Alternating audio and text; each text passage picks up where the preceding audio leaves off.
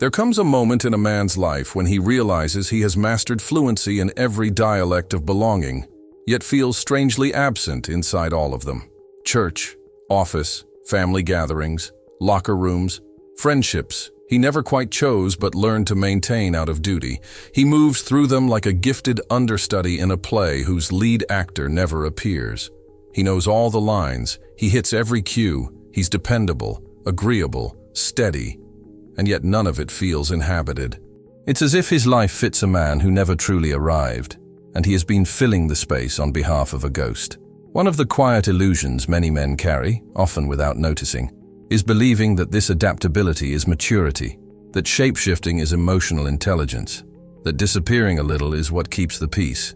But what most men don't see, especially early in adulthood, is that fitting in can become a sophisticated form of self-abandonment. What looks like competence on the outside may actually be a lifelong rehearsal for acceptance that never lands in the body as safety. Imagine a warrior called into battle but handed a weapon forged for someone else. Every swing connects, but each connection bruises him more than the world does. He knows how to fight, but the blade is calibrated for another man's hand, another man's weight, another man's intentions. This is the archetype of the compliant son who matured into the adaptable adult. Every move technically works, yet every impact feels slightly wrong. This is what it's like to construct an identity around expectation instead of instinct. You function, you perform, you succeed even, but none of it nourishes you. It drains you in ways you can't articulate. Somewhere beneath all of this exists a boy who learned that love was conditional. Sometimes the lesson came from a volatile parent, sometimes from a quiet, emotionally distant one, sometimes from a family system where affection was distributed in proportion to compliance. The message he internalized was simple: stay agreeable, stay predictable, stay small enough not to inconvenience anyone, and we will keep you. For many men, this contract was never spoken aloud, yet it became the architecture of their personality. The nervous system shaped itself around minimizing disruption because disruption felt like danger. What Jung would call the shadow begins here, not in darkness or malice, but in all the parts of oneself set aside in order to maintain connection. Tenderness, curiosity, assertiveness, grief. Even simple preferences become exiled because they threatened the fragile bond with caregivers. And over time, this man mistakes self-erasure for adaptability. The way a weather vane spins to reflect the wind, his identity spins to reflect the approval of whoever stands closest. This is where darker psychological dynamics begin to emerge. People and systems that prioritize obedience over authenticity sense, almost instinctively, the man who has been trained to accommodate. A manipulative partner, a domineering boss, a punitive spiritual environment. Each one knows how to reward compliance and punish deviation. Not necessarily because they are consciously malicious, but because insecure systems orbit around control. As Dr. Gabor Mate often warns, unaddressed childhood patterns do not disappear. They choose new roles and reenact themselves through adult relationships. Compliance becomes a beacon. The man who avoids conflict becomes the man most likely to be controlled. Neuroscience adds another dimension. Research shows that social exclusion registers in the brain as a threat signal, activating regions tied to physical pain. To the man who grew up equating belonging with survival, deviation doesn't feel like a choice. It feels like stepping into enemy territory. His nervous system tightens, his breath shortens, he shape-shifts without thinking, and he calls it harmony, when in truth, it is a lifelong contraction. Here is the part most men never say out loud. Even the life he builds around this pattern, career, romantic partnerships, friendships, purpose, forms around fear of exile. And in trying so hard not to be cast out, he quietly casts himself out of the center of his own life. The home he builds is built on sand. The relationships he enters are negotiated from scarcity. The success he achieves often feels counterfeit, because it was pursued with a mask rather than a self. One reframe that often destabilizes a man, because it lands with uncomfortable accuracy, is this: what you call fitting in may actually be the strategy that keeps you invisible to yourself. And invisibility, even when socially rewarded, eventually becomes unbearable. If this resonates, the journey we're about to walk together traces the psychological and archetypal inversion that happens when a man finally stops bending himself to belong, not in rebellion, but in clarity, not in anger, but in coherence. Something shifts when he lays down the weapon forged for someone else and begins to craft one that fits the weight of his own hand. If you choose to stay with this exploration, pay attention near the midpoint. There is a pattern most men overlook, one that explains why every room can feel wrong even when it appears perfect on the outside. Many men live decades without naming it. Naming it is often the first moment life begins to contour itself around who they actually are, not who they believed they had to be. There is a pact many men signed long before they had language for what they were doing. A pact shaped in kitchens where voices rose without warning, in living rooms where silence felt colder than anger, in bedrooms where a boy learned to read his parents' footsteps the way others read weather patterns.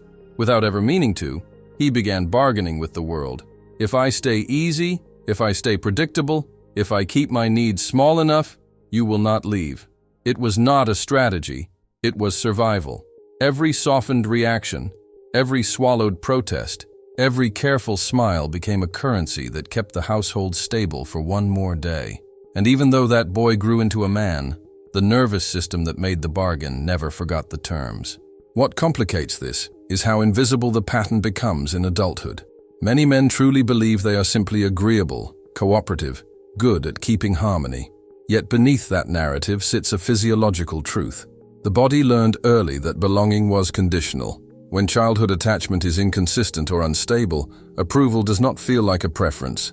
It becomes oxygen. The man is not chasing validation out of vanity, but out of a nervous system that equates disapproval with danger. Neuroscience reinforces this reality. The regions of the brain that activate during physical pain also activate during social exclusion, making relational tension feel like a threat rather than a disagreement. In this light, his adaptability looks less like personality and more like an ancient alarm system doing its best to keep him safe. One thought often unsettles a man when he hears it for the first time. People are not accepting him.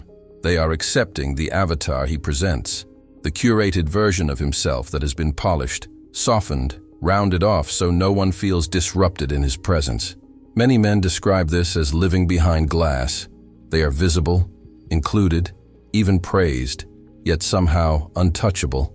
Others enjoy their company, but no one truly meets them. This creates a peculiar loneliness. The man is surrounded yet unknown, loved yet unrecognized. Connection without exposure eventually becomes a kind of emotional exile. There are signs of this pattern that men often misinterpret. Exhaustion after socializing is dismissed as introversion, when in truth it may be the fatigue of constant self-monitoring. Conversations are replayed in the mind, searching for mistakes. Messages are rewritten 3 times before sending. Even moments of closeness contain a subtle vigilance, a fear of saying the wrong thing, asking for too much, leaning in too far. Many trauma survivors describe this as the permanent outsider feeling, being present, but not fully allowed to exist. The mask is functional, impressive even, but it sits between him and the world like a transparent wall. Another reframe can shift the ground beneath a man. What he calls peacefulness in social settings may actually be the absence of himself. The calm he prides himself on might be the residue of lifelong emotional compression. This recognition is not meant to criticize. It is meant to give language to an experience most men have never been encouraged to examine. Jung might say that the persona has grown so complete that the self beneath it has gone quiet from lack of use. The reach of this pact extends far beyond friendships or family roles. It subtly reshapes masculinity itself. What a man thinks it means to be strong, dependable, desirable, or respectable is often colored by early experiences of conditional acceptance. He learns which parts of him are allowed and which are risky. He becomes fluent in the behaviors that keep him safe within male groups: humor, stoicism, competence, while quietly burying the traits that once caused friction or shame. In this way, the inner boy continues to negotiate safety long after the danger has passed. Before moving forward, there is a line many men pause over because it confronts them with an uncomfortable accuracy. You may not be afraid of conflict with others. You may be afraid of the version of yourself that emerges when you no longer accommodate. That version feels foreign because it was exiled so early. yet he is still there, waiting. What comes next is not about blame or correction, but clarity. This early pact, formed in rooms long behind you, continues shaping your present without your consent. And it does not end with childhood or even with adulthood. It evolves, it adapts, it migrates into male camaraderie, workplaces, romantic relationships, spiritual communities. It becomes the lens through which you interpret belonging. In the next chapter, we follow that migration into the world of men, the quiet codes, the unspoken pressures, the performances that reinforce the pact even further. And we begin to see how a man can be surrounded by brothers, yet feel profoundly alone. There is a version of belonging among men that looks solid from the outside but feels strangely hollow on the inside. Many men learn, often without noticing, that male camaraderie comes with unwritten rules. Rules about what emotions are permitted, what stories are acceptable, what tone of voice signals strength, and which parts of themselves must be edited out to avoid scrutiny. Over time, the boy who once bargained for safety grows into the man who performs for approval, especially around other men. Not because he is dishonest, but because the cost of honesty once felt too high. In these circles, shadow masculinity takes shape, an identity built more on performance than presence. He studies the behaviors that win him acceptance, the humor that diffuses tension, the stoicism that masks fear, the subtle distance that keeps vulnerability out of reach. If he happens to be naturally sensitive, introspective, or imaginative, those traits are tucked away. The wound beneath this is simple yet rarely named, the fear of being labeled soft. Many men carry childhood memories of fathers, brothers, or peers who dismissed emotional honesty with a glance, a joke, or a punishment. These moments taught him that truth was dangerous and persona was safe. Jung would say the persona becomes overdeveloped, while the authentic masculine self retreats into the shadows. Creativity, grief, tenderness, spiritual curiosity, even healthy ambition can be exiled there. And like all exiled parts, they do not disappear. They re-emerge in distorted forms. A man may envy those who freely embody the qualities he suppressed. He may feel drawn to partners who carry the emotional depth he abandoned in himself. Attraction and resentment can intertwine, revealing not flaw, but fragmentation. Another reframe often unsettles men, because it overturns a cherished belief about masculinity. The more convincingly a man fits into certain male groups, the less he may respect himself. There is a quiet, moral injury that occurs each time he laughs at a cruelty he does not believe in, stays silent in moments that matter, or tolerates behavior that violates his values. The injury is not inflicted by others, but by the echo of himself he continues to present. It is a loneliness that does not come from isolation, but from self-disconnection. One man once described a moment after achieving a coveted corporate role. He said he felt like an alien performing normalcy. Everyone congratulated him, admired his composure, praised his reliability, yet inside, he felt like a stranger living inside someone else's success. This is the paradox many men encounter. Achievement deepens the persona, but starves the self. The world applauds the mask, while the inner life remains untouched, unvalidated, unseen. A line that often lands heavily is this: you may not be tired of people, you may be tired of who you have to be around them. That fatigue is not a flaw, it is data. It reflects the strain of maintaining a version of yourself that appears strong, agreeable, or unfazed, while an unspoken part of you waits to be included in your own life. This buildup of strain does not vanish on its own. Over time, it accumulates in the nervous system. The smiles become thinner. The small talk requires more energy. The persona, once effortless, begins to feel like armor that has grown too heavy. And eventually, the psyche reaches a threshold where adaptation is no longer sustainable. What looks from the outside like burnout is often something deeper, a revolt of the inner world against a life lived from the surface. In the next chapter, we enter that threshold. We explore the moment when the nervous system stops cooperating with the old pact, when the body refuses to continue the performance, and when the man begins to feel, sometimes for the first time, the cost of a life lived too far from himself. There comes a point in many men's lives when the very strategies that once kept them safe begin to undermine them.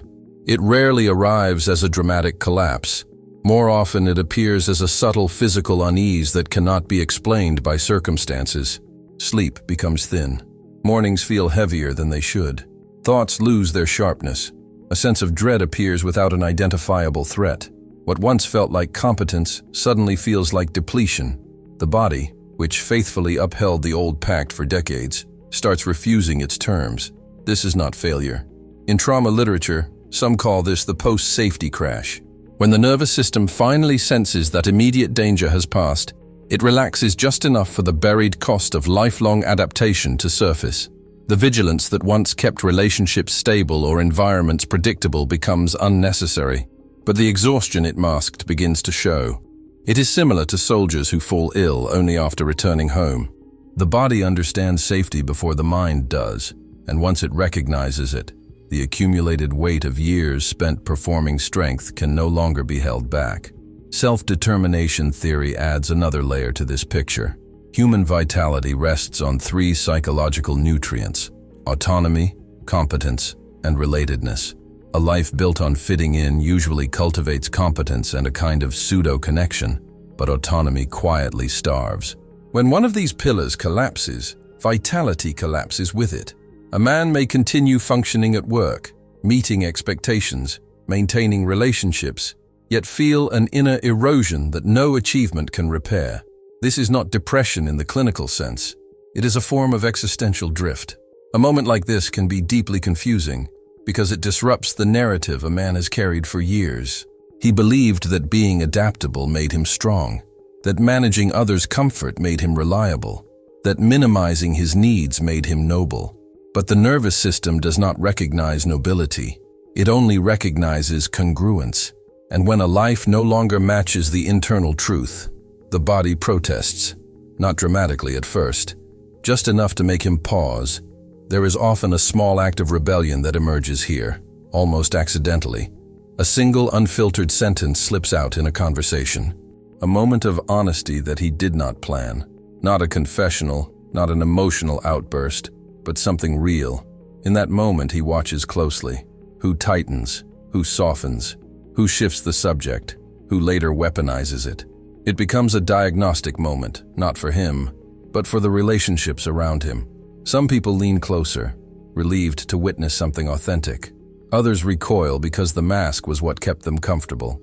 One sentence often confronts a man here, sometimes more sharply than he expects.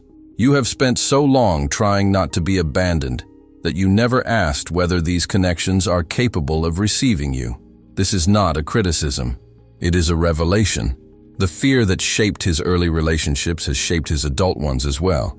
And now, with his nervous system no longer able to maintain the performance, he stands at a threshold between identities, no longer fully able to be who he was, not yet able to step into who he is becoming. This threshold often feels like a void. The old strategies no longer work, yet the new ones have not fully formed. It is tempting to interpret this as regression or collapse, but in a deeper psychological sense, it is something else. It is the moment between masks and truth, between persona and self, the space where a man finally encounters himself without the noise of accommodation. If this chapter reflects something you've lived, the next phase may feel familiar. It is the landscape many describe as a desert, not because it is barren, but because it strips away what was false. It is the uncomfortable interval where old belonging falls away before true belonging finds its form. There is a stage in a man's unfolding where life becomes quieter than he expected. Invitations fade. Conversations that once felt effortless now feel thin. Some people stop reaching out, not out of malice, but because the version of him they knew, the agreeable one, the predictable one, has begun to dissolve. He often interprets this shift as a commentary on his worth, as if the reduction in noise reflects a reduction in value. Yet what many men discover, often reluctantly, is that this loneliness is not a verdict. It is a withdrawal from approval, a detox from the roles he once performed without noticing. Several men describe this phase with a sentence that seems paradoxical: more alone than ever, but less counterfeit than ever. Something in those words reveals the deeper truth of the desert. It is not punishment, it is purification. When the nervous system can no longer sustain the old patterns, the world built around those patterns begins to loosen. The connections that depended on his compliance drift. The ones that depended on his silence evaporate. What remains is unfamiliar, spacious, and often uncomfortable. In this quiet, old habits become tempting. A man may drift into digital loops, scrolling, pornography, short bursts of micro-validation, not because he lacks discipline, but because these behaviors momentarily recreate the feeling of approval his body once relied on. Algorithms capitalize on this vulnerability. They offer the illusion of connection without the risk of being seen, but beneath the temporary relief lies a deeper ache. He does not miss attention, he misses resonance. Philosophers like Nietzsche warned of the cost of standing apart from the herd, not as an indictment, but as an observation about human wiring.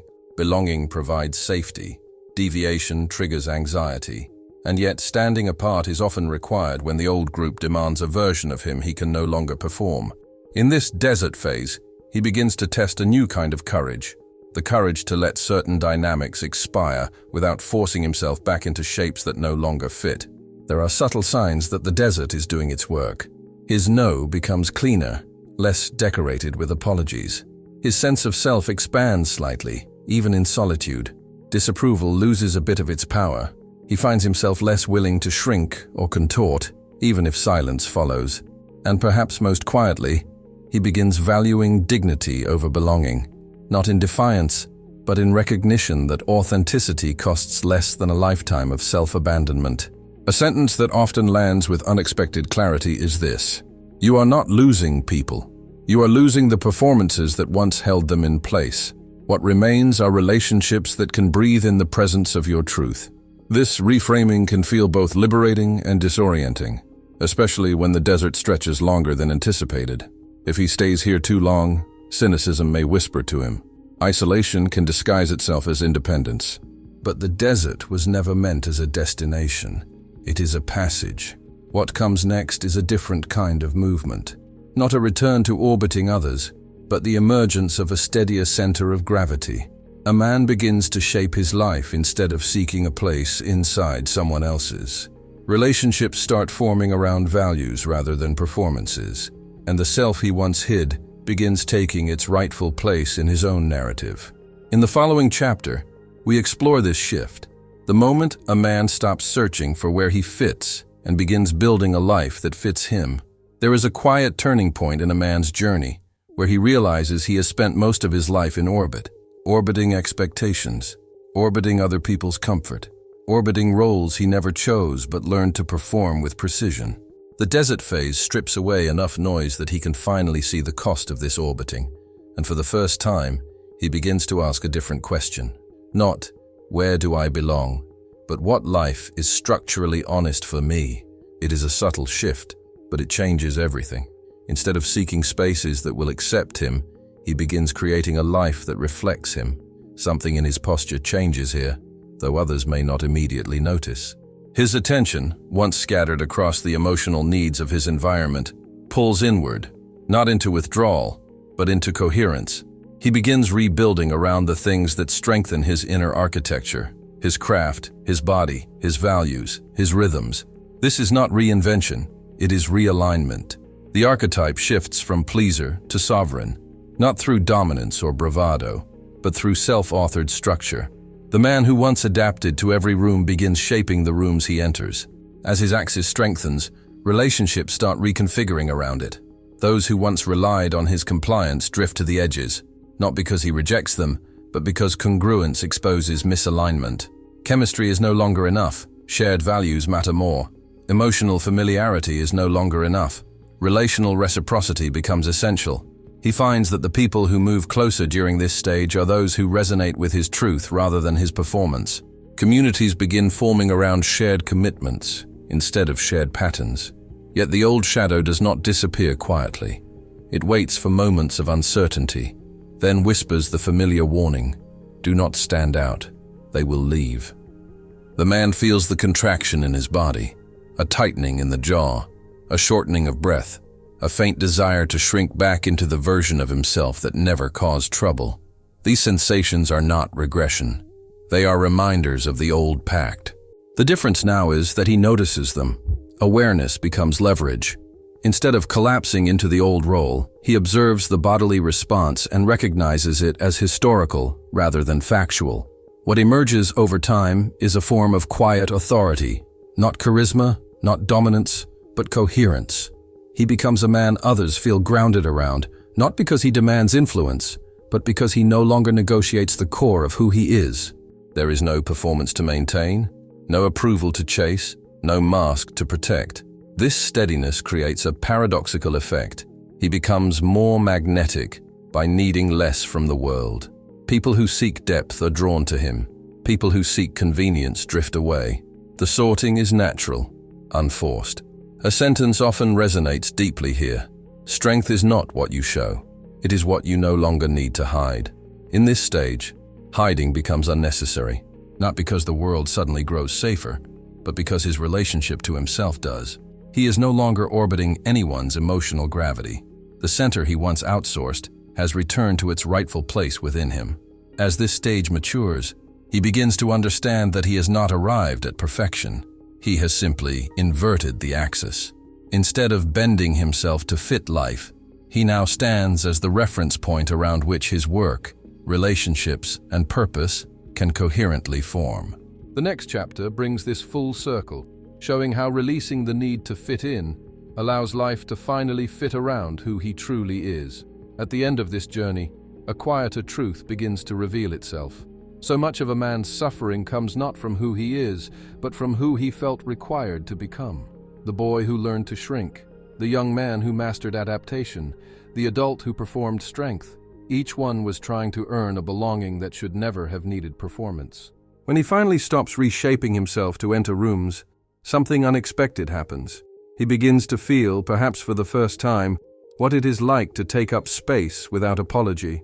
A single image captures this transition well. Imagine a key that has been shaved down for years to fit locks it never belonged to. Each filing made it more compatible with the wrong doors, yet less capable of opening anything meaningful. Only when the filing stops does its true pattern matter. Only then can it find the lock it was shaped to open. A man's life works the same way. The distortions required to be accepted somewhere else make it harder for his real life to recognize him. The path we've traced brings this full circle, from the unconscious pact of boyhood, through the performance of masculinity, into the nervous system's refusal to maintain the facade, across the desert where performances dissolve, toward a life organized around inner coherence rather than external comfort. Each phase reveals something essential. Belonging that must be purchased through self-erasure is not belonging. It is a temporary contract with loneliness. The psychological turn here is subtle but transformative. Belonging stops being something he has to earn and becomes something that emerges from integrity. Some people will naturally fall away, not because he has failed them, but because they were connected to the mask rather than the man. Others will stay, drawn not to his performance but to his presence. This is filtering, not loss. It is the difference between being chosen for convenience and being met with recognition. As this integration deepens, an archetypal pivot takes place. He stops orbiting others' expectations and becomes a steady axis around which his life can coherently form. His work becomes more aligned. His relationships become more honest. His voice becomes clearer. He is no longer fragmented in 1,000 directions. He is no longer bending to fit a world that never learned how to make space for him. Instead, life gradually begins to contour itself around who he actually is. This journey is not about becoming someone new. It is about returning to a shape that was there long before the world taught him to distort it. When a man reaches this point, he no longer needs to fit in, not out of defiance, but because he finally fits himself. And coherence, once embodied, becomes the invitation that draws the right people, the right work, and the right rhythm into his orbit. If any part of this traced your own experience, consider one signal from your story. The moment you realized a room liked your mask more than you. Naming that moment can be a quiet beginning for someone else listening now. Someone who has lived the same pattern without words for it yet.